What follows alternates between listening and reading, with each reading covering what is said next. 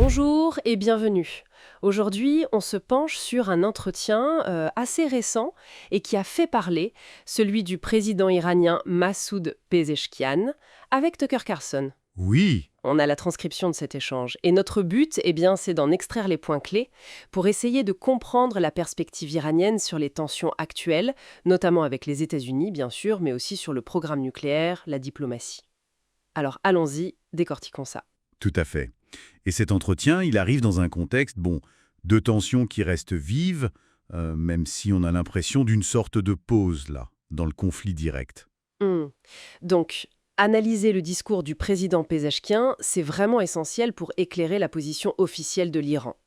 C'est un acteur clé, et il faut comprendre ses motivations, sa rhétorique, surtout face aux accusations, aux pressions internationales. D'accord, alors d'entrée de jeu, qu'est-ce qu'il dit? Le président Pezeshkian affirme que l'Iran n'a ni commencé ni souhaité la guerre actuelle. Oui. Il met plutôt en avant comme devise de son administration la promotion de l'unité nationale et de la paix avec les voisins et le monde. C'est une posture assez récurrente, en fait. Ce qui est intéressant ici, je trouve, c'est l'insistance sur la responsabilité de Netanyahou. Ah oui. Il l'accuse, et ça remonte à loin apparemment, depuis 1984, de façonner cette perception erronée selon laquelle l'Iran chercherait la bombe nucléaire. D'accord. Et le président répète, il martèle même que l'arme nucléaire est religieusement interdite. Il y a une fatwa du guide suprême là-dessus, il qualifie ça de mal. Justement, parlons du programme nucléaire. Il mentionne une coopération qui existait avec l'AIEA, l'Agence internationale de l'énergie atomique. Oui, il en parle. Mais il dit qu'elle a été, je cite, perturbée par des attaques illégales contre les installations iraniennes, et que ces attaques auraient gravement endommagé les infrastructures. Et voilà le point clé, ça empêcherait l'accès et donc la supervision actuelle par l'AIEA. Donc en gros, ils ne peuvent plus vérifier sur place. C'est ce qu'il dit. Et ce qui est fascinant, c'est cette conditionnalité très nette qu'il pose. C'est-à-dire, L'Iran se dit prêt à discuter de la supervision, à accepter les vérifications, mais attention, seulement une fois que les dégâts auront été évalués et que l'accès sera rétabli. d'accord, donc il y a un préalable technique en quelque sorte. Exactement. Et s'ajoute à ça une méfiance, qui est assez palpable d'ailleurs, envers la IEA elle-même. Pourquoi? Il la suspecte d'avoir fourni des informations à Israël. Il va même jusqu'à dire qu'un rapport de l'agence aurait préparé le terrain pour une attaque israélienne et que l'agence n'aurait pas condamné cette attaque par la suite. D'où, selon ses mots, un manque de confiance généralisé. D'accord, je vois. Et cette question de confiance, elle revient aussi quand il parle de diplomatie avec les États-Unis, j'imagine. Absolument, c'est central.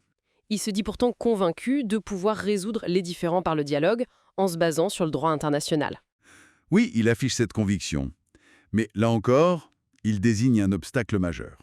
Netanyahou, Encore lui. encore lui. Accusé d'avoir délibérément détruit les efforts diplomatiques passés, il cite un exemple précis, l'attaque d'un navire iranien en pleine négociation. Hmm. Donc la question de fond qu'il pose, et qui conditionne la reprise des pourparlers, c'est comment l'Iran peut-il refaire confiance aux États-Unis?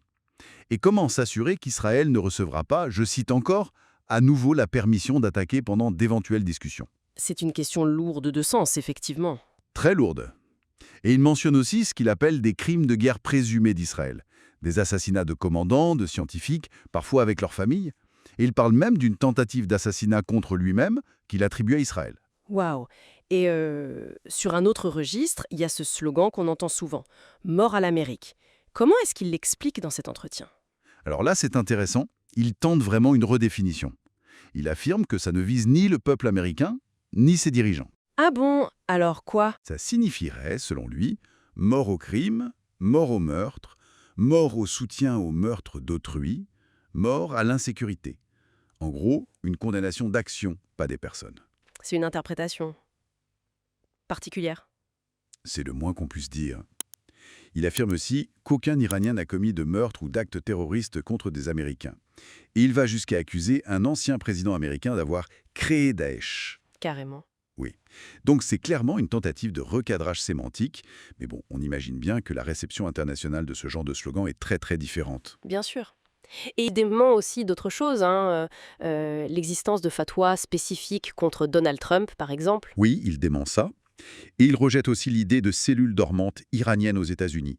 Pour lui, ça, c'est de la désinformation israélienne. Dans quel but? Pour entraîner les États-Unis dans une guerre contre l'Iran selon Pezeshkian. C'est toujours cette même logique accusatoire envers Israël.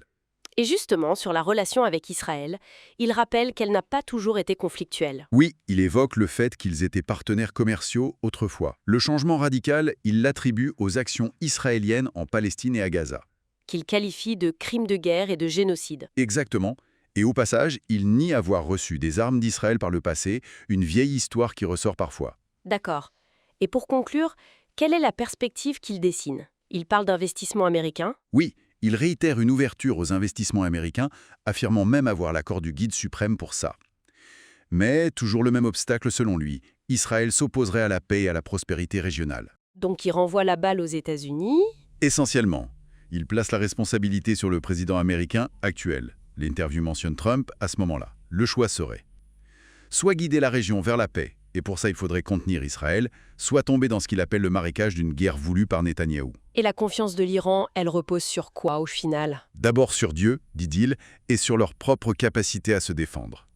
C'est une affirmation d'autonomie, de résilience face aux pressions. Bon, alors, si on essaye de résumer tout ça, qu'est-ce qu'on retient principalement de cet entretien? Alors, Une volonté de paix, de diplomatie, mais sous conditions très strictes. c'est fin. Une volonté affichée, mais conditionnée au rétablissement de la confiance, au respect du droit international. Et puis, cette accusation constante vraiment martelée contre Israël et Netanyahou comme étant les principaux obstacles. On retient aussi le démenti ferme des intentions nucléaires militaires et des menaces directes contre les États-Unis. Tout à fait. Tout en affirmant très clairement la capacité et la volonté de se défendre si nécessaire. Et cet appel, presque un avertissement, lancé aux États-Unis. Attention, ne vous laissez pas entraîner dans la guerre de Netanyahou. Exactement. Et ça nous laisse avec une interrogation pour la suite, non? Au-delà de ces déclarations officielles, faites dans un cadre très précis, cet entretien avec un interlocuteur américain. Comment les dynamiques internes en Iran vont jouer haut? Les pressions économiques, qui sont énormes. Voilà. Et les relations complexes avec d'autres puissances, la Russie, la Chine. Même si dans l'entretien, il minimise un peu l'aide extérieure, il insiste sur l'autonomie. Donc comment tout ça va influencer concrètement les actions futures de Téhéran? Et surtout, quelle est la marge de manœuvre réelle pour la diplomatie dans ce climat de méfiance qui est quand même extrêmement profond, et des deux côtés d'ailleurs. C'est ça. Toute la complexité de la situation reste entière, et cet entretien n'en donne qu'une facette finalement. Une facette importante, mais une facette seulement. Beaucoup de questions restent ouvertes.